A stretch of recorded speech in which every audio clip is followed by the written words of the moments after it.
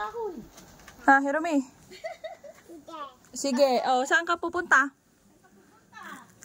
Kuha ka ng kahoy. Kuha ka ng kahoy dun sa baba, Hiromi. Pababa yun, Hiromi. Pababa yun dun ma, di ba? Sa likod yun, oh. Pababa. May ano dyan, ilog, wala. Mayroon, pero no, may ilog. Ito. Pero malayo pa yun. Pero konti lang, no? Malaki. Ah, malaki ba? Pag mag-ulan, malaki mo ka naman. Putik yan. Putik yan. Putik yan. Kasi nakahoy. Wala. Ako kahoy. Dali na, mamaya mahulog ka dyan, ma-straight pa yung buhok mo. Oh. Oh, panis. Strong si grandma. Dito mo ilagay. Dito mo, dito, oh. Dito, oh. Yan, dyan. Ah?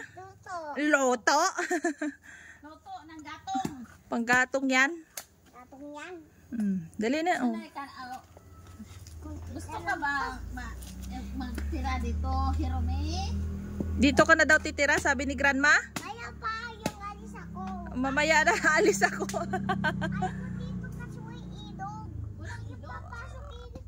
Yung ulan na papasok ilog yung sa water dito sa bahay, Grandma. Ang layo naman ng ilog. Ang mataas to naman ang bahay ni grandma. Mataas tong bahay ni grandma.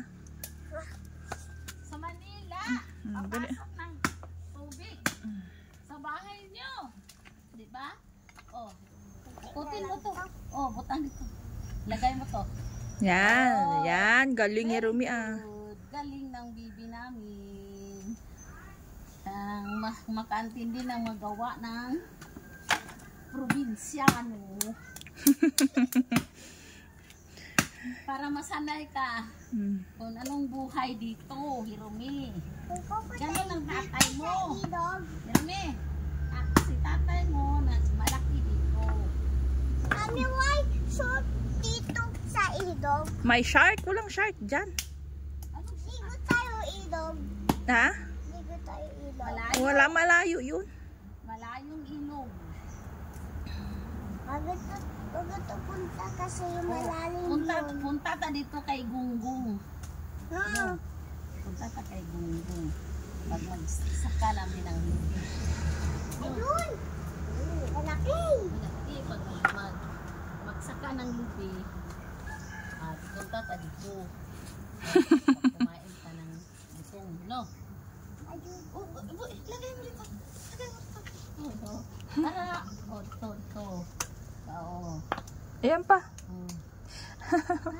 Tulong. Aro makaintindi ng gawain ng probinsyana.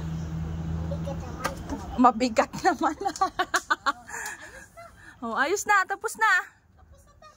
Tayo. Tara. Tapos na. Uwi na naman. Uwi na naman.